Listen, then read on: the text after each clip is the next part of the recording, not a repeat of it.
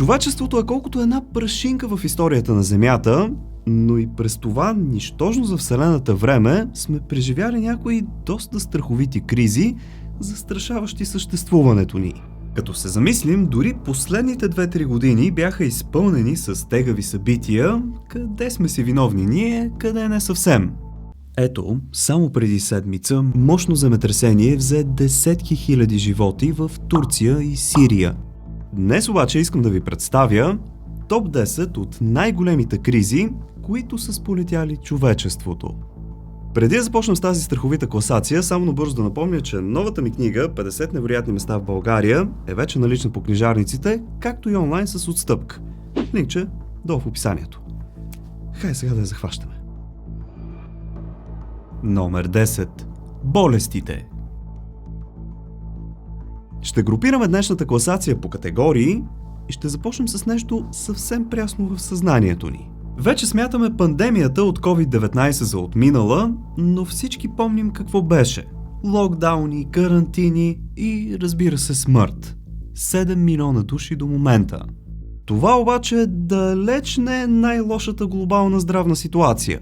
Чумата от средните векове, чието пик е между 1347 и 1351, погубва между 30 и 60% от населението на цяла Европа. Това са между 75 и 200 милиона души. От тогава датират и първите масови карантини. Акостиралите кораби трябвало да стоят в изолация в продължение на 40 дни и оттам идва самата дума карантина. Каранта означава 40. Представете ли си половината от приятелите или близките ви да са починали? Тогава Европа опустява. Буквално. Испанският грип или инфлуенцата от 1920 също се счита за едно от най-смъртоносните бедствия в историята. Това реално се явява като първата модерна пандемия и тя погубва около 50 милиона човешки живота. 30% от населението на Земята тогава е заразено. Вероятно защото някои са носили и подобни маски. Преди около 30 години пък спинът обхвана земното кълбо в безмилостна схватка. Близо 37 милиона души днес живеят с ХИВ, а около 35 милиона са починали от тази болест от началото й. В Африка нещата са най-зле. Там се заразяват около 40 жени на всеки час. Там са и близо 65% от новите инфекции в световен мащаб. Все още тази болест няма лечение и кризата не е преминала. Нека не забравяме и ебола.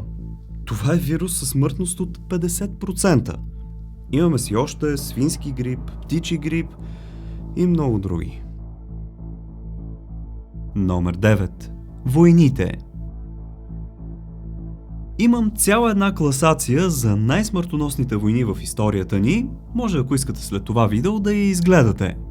Ясно е, че Първата и Втората световна война общо са взели около 100 милиона човешки живота. В тази точка обаче искам да ви разкажа за някои други конфликти, които също са коствали много.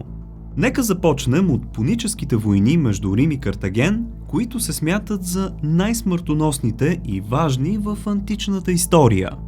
Само в една битка са загинали около 100 000 римляни. Всички знаем какъв е изходът, но каква е цената? Всички сме чували за великото преселение на народите, от което се смята, че и ние българите сме част, но знаехте ли, че това също е коствало милиони човешки животи? Някъде около 4 век хората започват масово да се преселват от Азия към европейските територии, както и по-северните народи да слизат все по-на юг. Смята се, че причините за това огромно движение на хората са свързани с климатични промени и засушаване.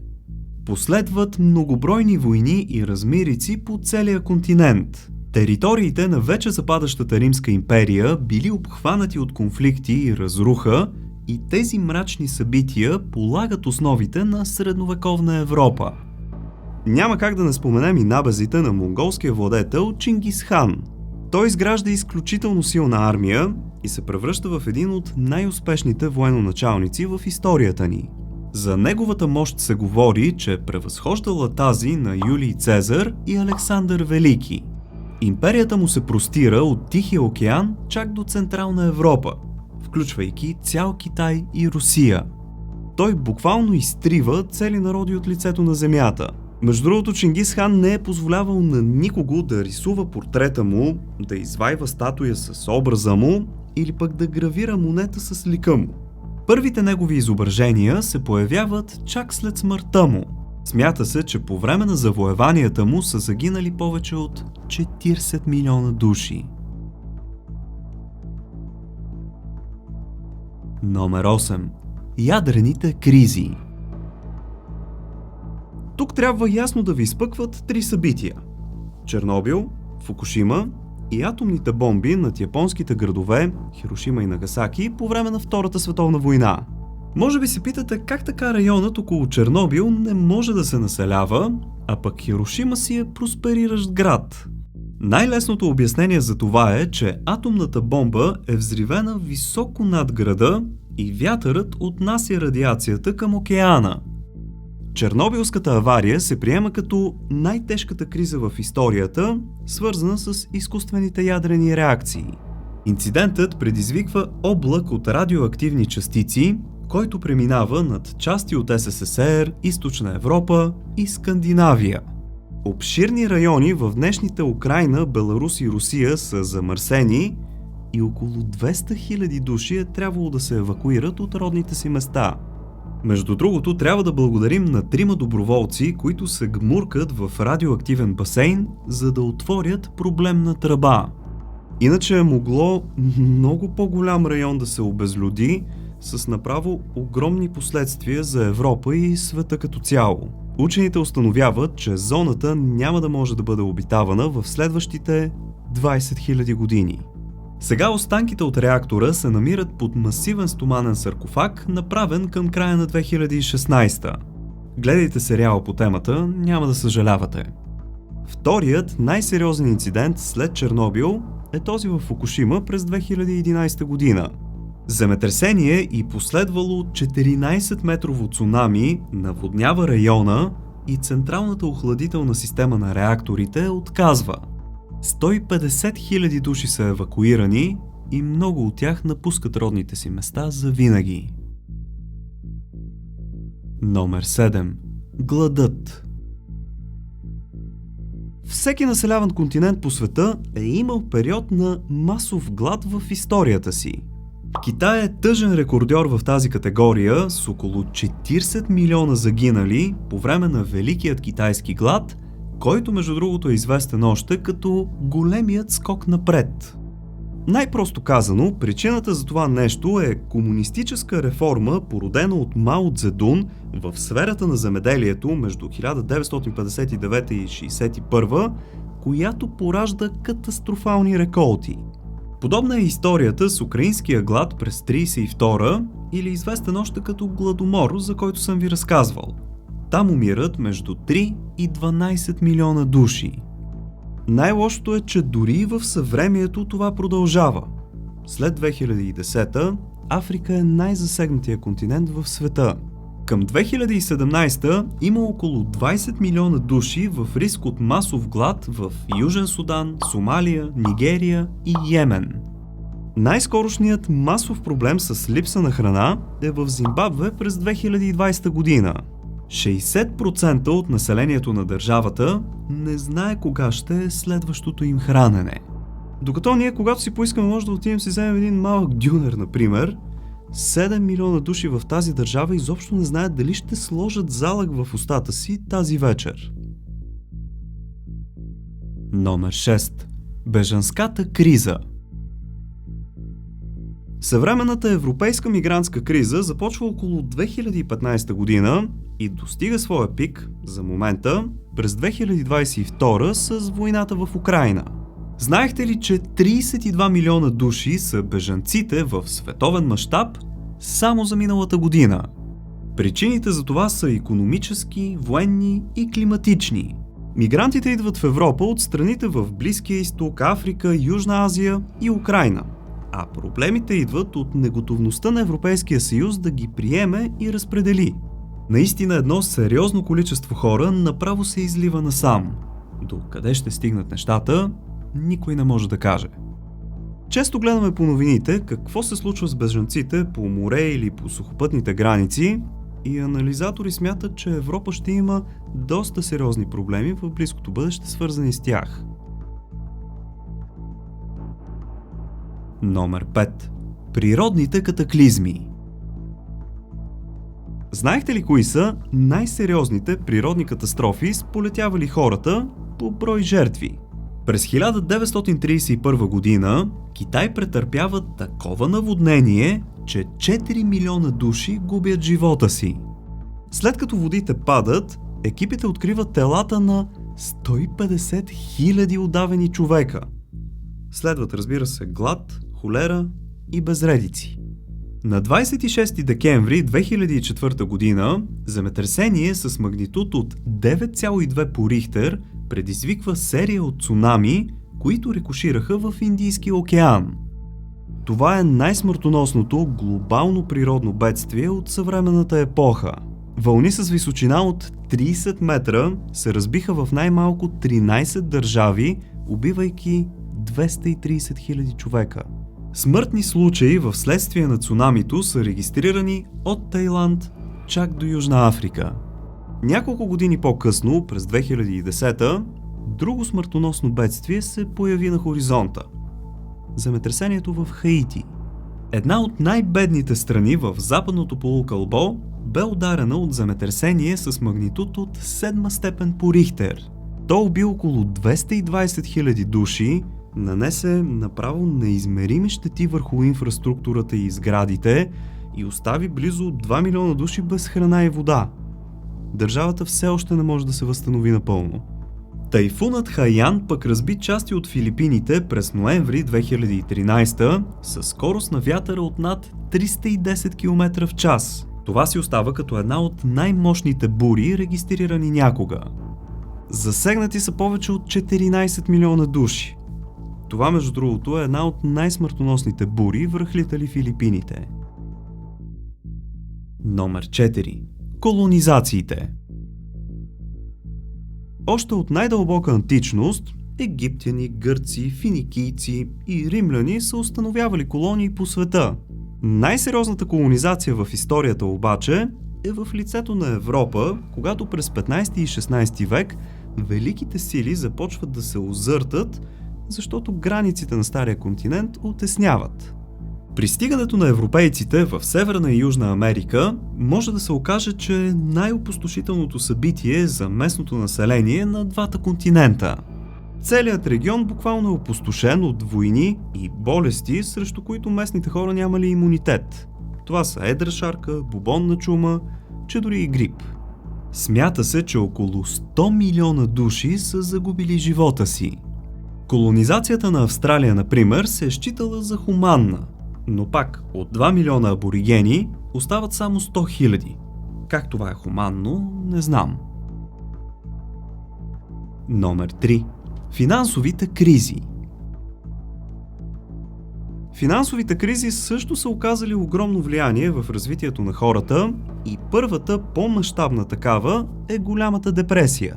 Тя започва в Съединените щати през септември 1929 година с спад в цените на акциите и бързо се превръща в световна новина с краха на Уол Стрит на 29 октомври. Станал известен повече като Черния вторник. Голямата депресия унищожава повече от половината бизнеси в САЩ, но има и огромно влияние върху икономиката на целия свят като цяло. Едва след края на Втората световна война започва възстановяване. Тоест тази рецесия е продължила над 10 години. Безработицата достига до рекордни нива не само в САЩ, но и по света. Милиони хора дори от развитите страни са гладували, защото не могли да си позволят храна. Сигурно много от вас си спомнят и голямата рецесия между 2007 и 2009 година. Това си беше доста сериозен, глобален икономически спад, който опустоши финансовите пазари и нанесе доста щети върху банковата индустрия и недвижимите имоти. Кризата доведе до това милиони хора да загубят спестяванията на живота си, работата си и дори и домовете си. Въпреки че тази голяма рецесия официално приключи през 2009 година, хората в Америка, пък и в целия свят, още дълги години си усещаха негативните последици. Между другото, световната рецесия от 2008 е оценявана като най-тежката глобална икономическа криза след Втората световна война. Номер 2. Африка. Когато си помислим за думата криза, като че ли Африка става синоним. Хората там от край време са разкъсвани от войни, от финансови, климатични, какви ли още не проблеми, а мащабите са направо огромни. Като се започне с геноцида в Руанда, гражданските войни в над 10 държави, които продължават до ден днешен, бандите, които безнаказано си колят и бесят, сушата в Източна Африка и какво ли още не. Над 100 милиона души са погубени там. И тази статистика е без болестите и масовия глад. Просто този континент не може да си отдъхне. И каквито и опити да са се правили за по-мащабна помощ, винаги са проваляли. Номер 1. Изменение в климата. Когато чуем по новините, че средната температура на планетата се е повишила с 1 градус, повечето зрители си казват: какво е това бе, 1 градус? Това нищо не е бе. Гледай навън какъв е студ. Как ще се почувствате обаче, ако ви кажа, че през последния ледников период средните температури на планетата са били с едва 5 градуса по-ниски? Всеки 1 градус, скъпи приятели, прави огромна разлика за някои райони, а ние сме буквално на прага на необратимото. Представете си само за секунда, че на Балканския полуостров налегне суша. Няма да имаме реколти, цената на храната ще се изстреля в космоса и може да се стигне до режими на водата. В други райони пък може да има бури и наводнения, които отново да унищожават реколтите. Тотален дисбаланс. Учени споделят, че тепърва ще ни очакват смъртоносни горещини, продължаващи все по-дълго време, и това може да доведе до масова бежанска вълна от над 1 милиард души. Спокойно може да става дума за ново преселение на народите, а знаете какво се е случило след първото. Сега, скъпи приятели, искам да ви попитам. Мислите ли, че в съвсем близко бъдеще ни предстои криза по-голяма от всички изброени до момента? Или пък сте оптимисти и смятате, че всичко ще е наред? Споделете в един бърз коментар долу. Хаштаг бонус. Петролът. Малко хора си дават сметка, че човечеството все още е силно зависимо от петрола и газта и този, който ги има, ще е добре. Най-видното доказателство за това идва още през 1973 година с голямата петролна криза. По време на въоръжения конфликт между Израел, Сирия и Египет, богатите на петрол държави от Близкия изток се сещат, че държат най-силното оръжие в ръцете си и налагат ембарго на горивата на страните, подкрепящи Израел. Цените на петрола в САЩ направо литват в небесата, следва мега инфлация и икономически проблеми, подобни на днешните между другото. Тогава от ОПЕК осъзнават силния си кос в ръката и го държат до днес. Заради тази криза, между другото, Съединените щати създават петролен резерв като буфер по време на войни. Европа също се стряска, но пък не предприема кой знае какви мерки. Затова може би сега си сърбаме последиците. Който държи петрола и газта, пуска музиката. Ето ви една преработена българска поговорка за глобалния мащаб. Това беше за днес, приятели. Надявам се видеото да ви е харесало и ако е така, дайте по един поощрителен палец нагоре, пък ако искате да ударите едно дигитално рамо, използвайте бутона Thanks, който се намира някъде тук долу.